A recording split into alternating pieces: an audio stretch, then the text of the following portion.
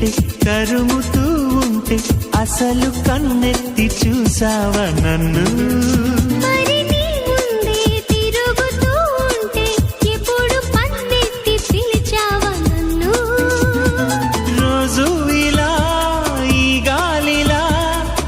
చెవిని తాకేది నేనేగా